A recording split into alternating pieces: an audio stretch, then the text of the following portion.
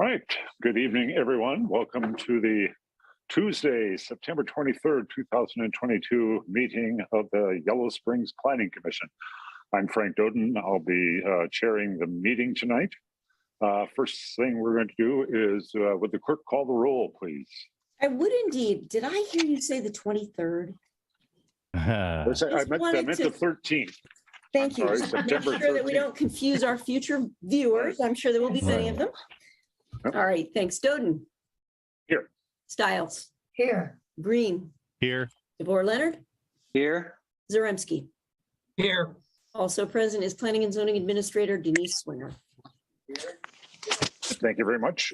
First thing I'll do is just a quick review of the agenda. We're going to spend a couple of minutes reviewing and approving the minutes of our last meeting. Then we have a time for talking about communications. Whether we don't have any communications for this meeting, do we? Any letters or emails? No. You got a last minute communication. Oh, I'm sorry. Wrong meeting. None. Yeah. Sorry. Okay. No, Yeah, yeah. that's no problem.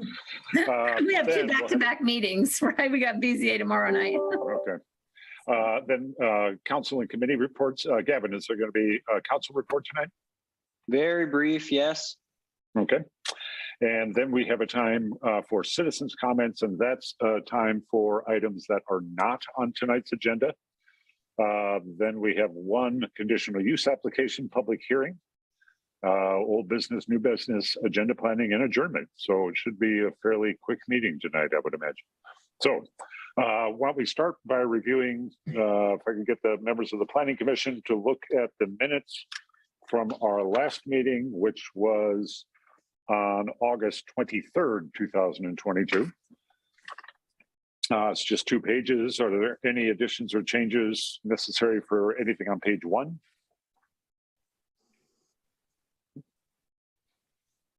Okay, anything on page 2?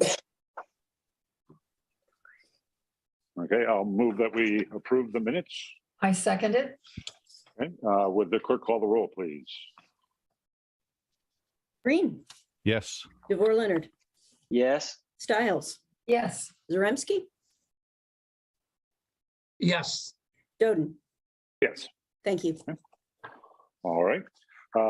So that's that. There's no communications. Gavin, the council report, please. Sure. We just want to let you know that the stormwater utility fee will receive its second reading at our meeting this coming Monday, September the 19th. The fees are meant to offset improvements to the storm system. And Judy, I looked over the agenda. I don't know if last week's agenda, I didn't see anything else that seemed relevant, but Judy or Denise or anybody else, if you have anything else, please go ahead and add it. The only thing that I can think of is the zoning design group is coming on the 19th, aren't they, Gavin? I think.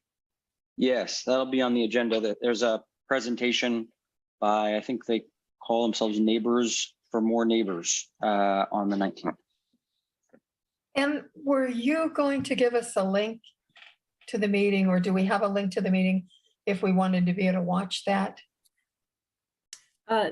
Susan, it's in person, and so it'll stream on Zoom. It'll be on channel 5. I think what you're referring to is that Gavin had offered, once the meeting is done, to send everyone that little clip or the minutes so that you can just find it quickly and watch that portion of the meeting if you so desire. But we can watch it online, you were saying. Yes. Mm-hmm. Okay. Via YouTube or yeah. Okay. Via YouTube. Okay. The only thing is we don't know yet what council's recommendation is going to be, if they're going to bring it back. I don't know if they'll bring it to Planning Commission to review, or they're just going to take care of it themselves. It's actually not in the zoning code, but they may want us to look at it. They've done that before. Okay. So they're not proposing changes to the zoning code. Wait, Denise, are you no the stormwater or the I'm so sorry. I'm so sorry. Wait, no. Okay. Yeah. Let me rephrase, because I was thinking I'm thinking of the noise thing. So no, we don't know what council's decision is going to be based on what the zoning group presents. So they may then want to have Planning Commission handle it. And if in that case, we would, as we've talked briefly or mentioned before, we probably want to do a subcommittee of just a couple members to help with that. It's supposed to not be really complex. I mean, anything, if it was a complete overhaul of the zoning code, I've already expressed to council that that's not something we could not do that just as planning commission alone. I think that would require, we'd have to hire a consultant because that would be pretty in-depth if we were doing that much of a overhaul. But I don't think this is going to be that case. This is going to be just some things that'll be tweaked. Okay, thank you, Gavin. Next item on the agenda is a period for citizen comments, and this is for anybody who would like to comment on anything that is not on tonight's agenda. So if you'd like to comment, you can either physically wave your hand or electronically wave your hand by hitting the appropriate button on your Zoom screen, and we'll give people a few seconds to see if anybody wants to comment.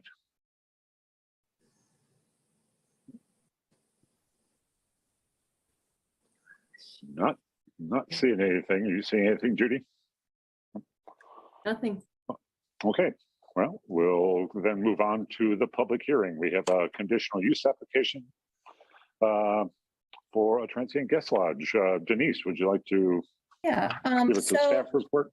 Yeah, so this property, has a primary dwelling on the property. It also has a duplex, which, you don't usually find in Yellow Springs. But there's a duplex, so there's 2 units and then the primary dwelling. And it sits back pretty far back off of Xenia Avenue. There aren't the usual concerns you might have if it was in a close neighborhood with noise and things like that. But they meet all the qualifications. There isn't any transit guest lodging within 500 feet of that property line. There's also ample parking. They actually live up at the premises, so it's not an issue of them, being gone half the time and us trying to figure out if that's their primary or not. They've been here for many, many years. Staff have any issue with this conditional use. Plenty of parking. They're only going to use 1/2 of the duplex for an Airbnb, and they have a full-time renter in the other one. The only question I had, Denise, was at the bottom of page 2 on the utilities, the way it's metered, and you said the duplex is separately metered and grandfathered in. You just want to explain that? Yeah, so I mean, this is a duplex. I mean, how it was done back then, it probably had to have two different meters. It would not be what we would consider an accessory dwelling unit, because it is its own duplex, and it has its own addresses. So of course, then in that case, it was separately metered. So, and Denise, can you just explain the address thing? So it's one lot. There is an address basically for the main house, but then there's, like, if you Google up that address, nothing comes up. The accessory dwelling. 1208 and the 1208 and a half, or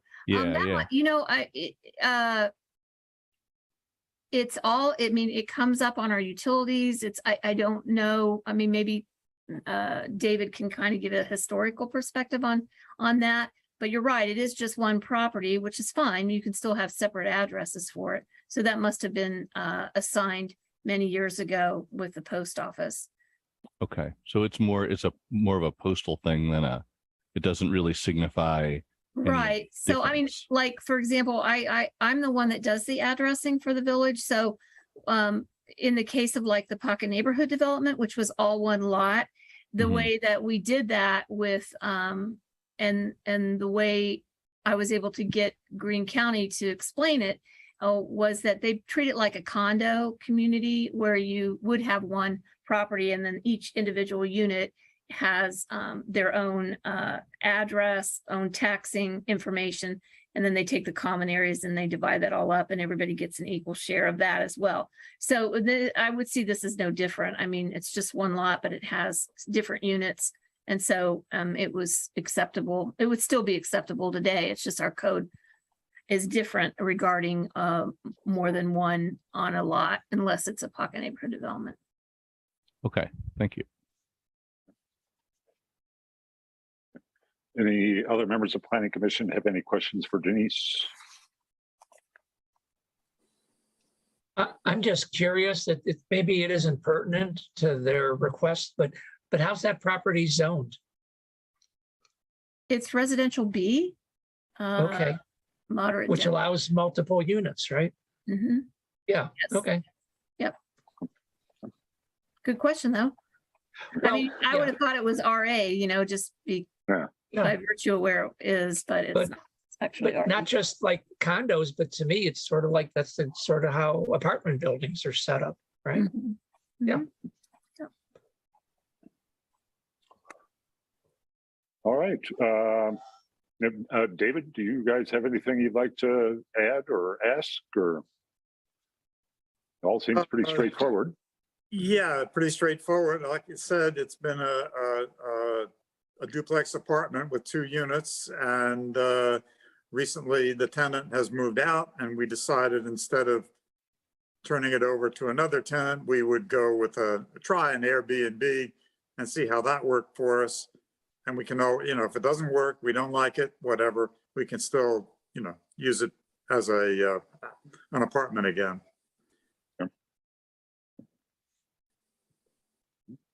Anybody have any questions for David? I have one more thing to add about I went and talked to the fire department about a fire inspection, and we're still in the process of rehabbing it, and the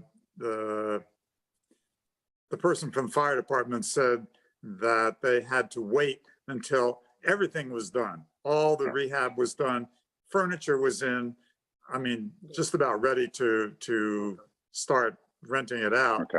And then they would do the inspection. Okay. Then that's fine. So whenever that inspection's done, you'll just, that paperwork will come to me and then we'll issue your certificate. Okay, good. All right. I'm going to go ahead then and open the public hearing on this conditional use application. So once again, if there are any members of the public who'd like to comment on this application, go ahead and either physically or electronically raise your hand. We'll give people a few seconds here to make themselves noticed.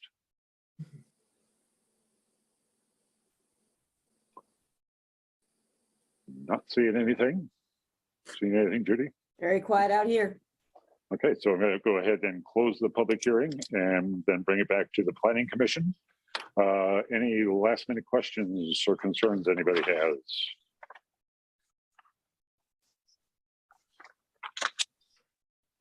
I'll make a motion that we approve the conditional use for this RB moderate density residential district.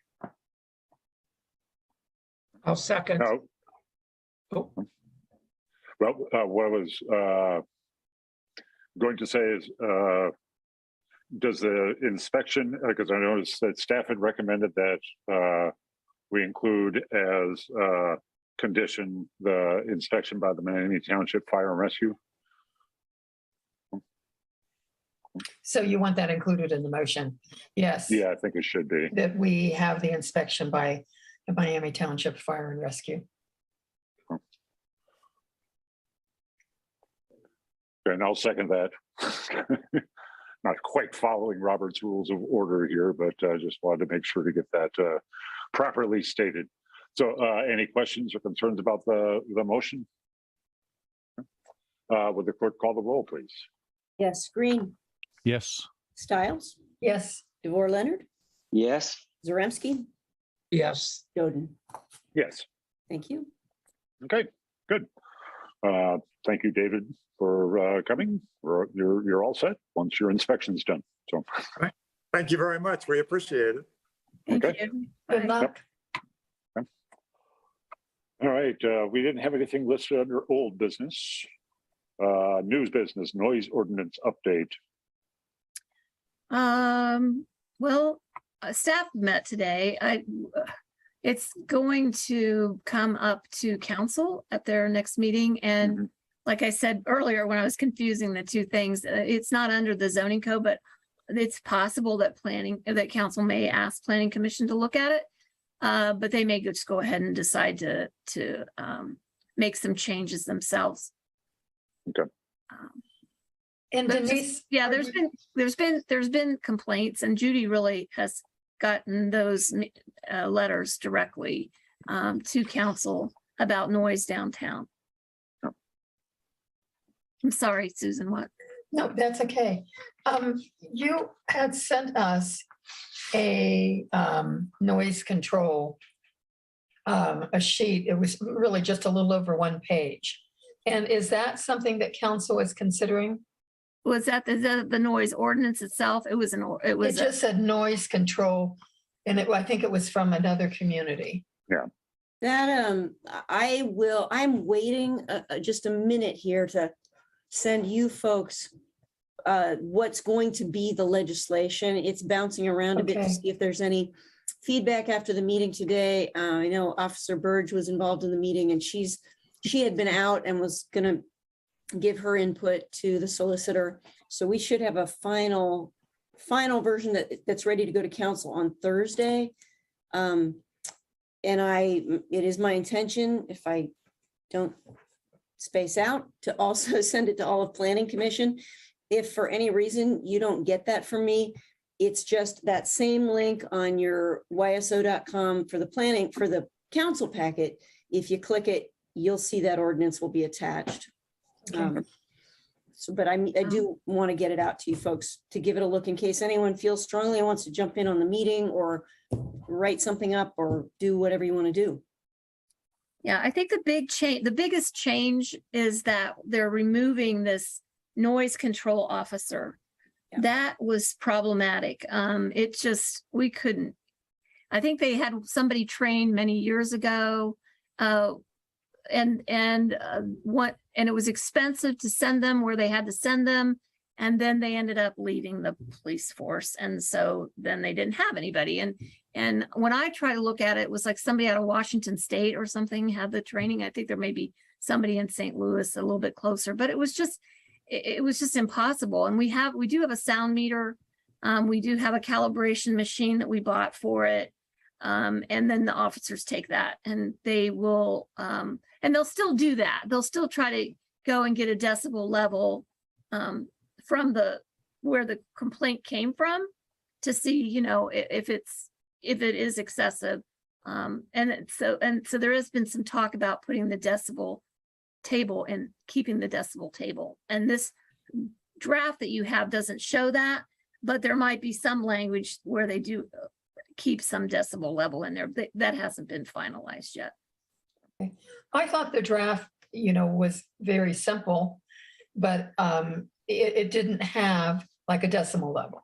Yeah. And so I thought in that way, it was pretty subjective.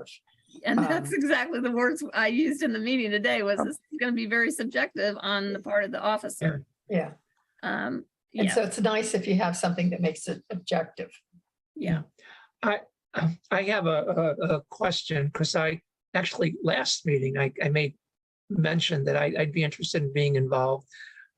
Partly I have actually a minuscule amount of experience in noise abatement and all that stuff. But I'm just wondering still, what would be the process for me to provide some input, some suggestions as possible items to include?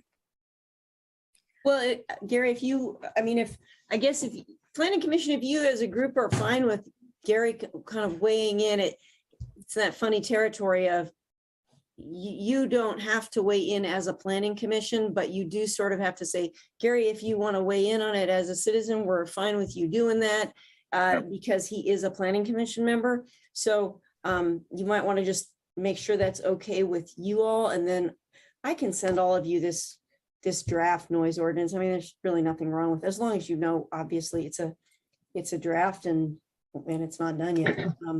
But it's closer than the one I sent you the last time. This is getting closer. No, I think it'd be fine if Gary wanted to. I do too. I agree. I think if Gary wants to provide citizen comments, that's fine. What, actually, so one question I have, I don't want to get into the specific things that I would have in mind, but I'm just curious. I can just writing off the top of my head here, I can think of 3 sources of noise that could be considered problematic. One would be motor vehicles, the second could be busking, and the third could be noise that's generated within an existing building or house or something that, you know, neighbors are finding problematic.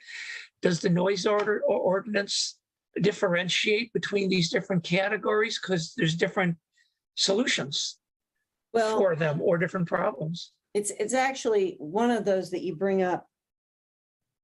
Vehicle noise is covered, unless I am incorrect, in a different section of the code, I think. I'm pretty sure I'm right about that. Busking is going to follow. We actually have a draft busking ordinance right now that's waiting for the noise ordinance to pass first so that it can be more specifically addressed. So then what that leaves is basically noise coming from properties that people are complaining is excessive. Okay. Right, and what we've seen, you know, after COVID, that whole time frame there, I think Planning Commission had actually 4 expansions to outdoor patios, and there have been complaints that have risen as a result of the activities that go on in these outdoor patios. Yeah, right. Again, That would be another. Yeah. no, but again, it's summertime, and it's like, you know, you're living downtown, and we'll have to understand that, and the downtown is going to continue to transform. I mean, we've got, you know, this comedy club coming in now. They're not going to roll up close their doors at, you know, 8, 9 o'clock. I mean, there's going to be noise downtown at a later time. So it's just trying to find a way that, you know, we have to balance the residents, but with the businesses, because we want this to be a thriving downtown. So that's some of the things we're thinking about, maybe expanding a little bit longer on that time frame, you know, especially on weekends. Is there still an expectation of the comedy club going in, or did that get pulled off the table? No, there's still an expectation. Really? It's gonna Okay. happen. Yeah. Okay. And Dino's got his hand up if you want to take a comment. Oh, yeah. Dino, did you have a? I did ask to unmute. I think you can jump in. Yeah. Hi, this is Dino Cappuccinos. Question for you regarding the noise ordinance with this. When the decibel meters are Gary brought up some good points, and the question is going to be when a resident will be complaining about noise, would it be inside their house or outside their house? How is that going to be distinguished by the ordinance? So if maybe it's allowed for outside, but if it's inside, it's a different story. Are you guys is that going to be a differentiation at all? Thanks. Yeah. I think this says something about, you know, it's as you're off the property, if you're hearing something that is loud enough to be disruptive, it doesn't really matter whether it's coming from inside of your home or outside of your home. If it's passing the boundaries of your yard and still being excessive, it doesn't make a distinction. I don't believe. It's really just about how much noise the neighbors are how hearing. much, yeah. Yeah. Okay. All right. So just to be clear, so I have some, you know, specific ideas to consider having to do with how to, you know, that would be part of the package and how to control busking. Who do I send something to? You're about busking? Well, the thoughts I have on dealing on if you're going to have a noise ordinance that addresses busking, I have a couple ideas that may be useful. So who would Right, so busking comes after the noise ordinance, and it'll be a separate thing. So look for that one coming along about October 3rd. Okay. I guess it's appropriate, Gary, if you're interested, there has been previous discussion about busking with the Public Arts and Culture Committee. So you could look at let's see, I'm trying to think, it was, I think 3 meetings ago. So 3 meetings ago, there was a presentation about busking. Yeah, well, there was, I don't know if it was an ordinance or not, but back several years ago, there was some requirements imposed on busking, having to do that they couldn't stay in one spot more than an hour, and I don't know what other limitations they put on it, but that's happened some years ago, and I'm not quite sure if there was anything else. The ideas I have are once again actually having to do with approach and not decibels, but I'll wait. Judy, Okay. maybe what I'll do is send you and Denise a brief email with the few line items I have, and then you might have a better And idea. pass it on. Mhm. Yeah, how to approach it. Once again, there's suggestions or ideas that I think are worth consideration. Okay. Okay, thanks, Gary. Agenda planning for October 11th. I keep saying We'll get there one of these days. I know this time it was staff that pushed it back because we weren't satisfied with everything that Yeah. turned in. So, you were Yeah. participating. So, so we have that. And I think depending on how the BZA meeting goes tomorrow night, we could have a conditional use. Okay. And that's it. All right. And our meeting will be at 7. Okay, The planning commission yes. meeting, yes. And it will be a in-person meeting. Yes. Okay. Yep. All right. Anything else before we adjourn? I have a question real quick. When you get packets like this, do you do better with the electronic? The reason I'm asking is with the major subdivision, there's a lot of big paper charts. And I just am curious if they may have to do some reprinting of them. And I don't know if we need that many. The thing calls for 10, and I just don't think that 10 may be needed, but I'm curious if you use those. I like paper. I find it much easier to look at than looking at electronic. Okay. Well, and I find it really helpful to have a paper copy, especially during the meetings. I'll typically go through everything electronically, but I like to have a paper copy during the meetings so that I don't have to be flipping back and forth with my screen. And see, this is the problem, because there's no way you're going to be able to do that in the meetings. We're talking about like 24 by 36 inch paper. Well, I mean, if I can, I mean, that's in a bit of an unusual circumstance. And Yeah, it is. what we've done before when we were dealing with planning commission way back and with big giant things, is that we'd put big table in front of where the council table was. We'd lay out the couple of those large things. And then if people really got stuck wrapping their head around a thing, we just say, okay, just go, let's take a look. And literally they would physically locate it on the piece of paper, get a visual, wrap their heads around it, go back to their seats, and then keep talking, because sometimes you got to do that. Yeah. So I would say, and there's not enough room at the table to spread those things out. So Denise, I would say that if we have one out at the front so that everyone coming in can look at it, one at the two in the chambers, Okay.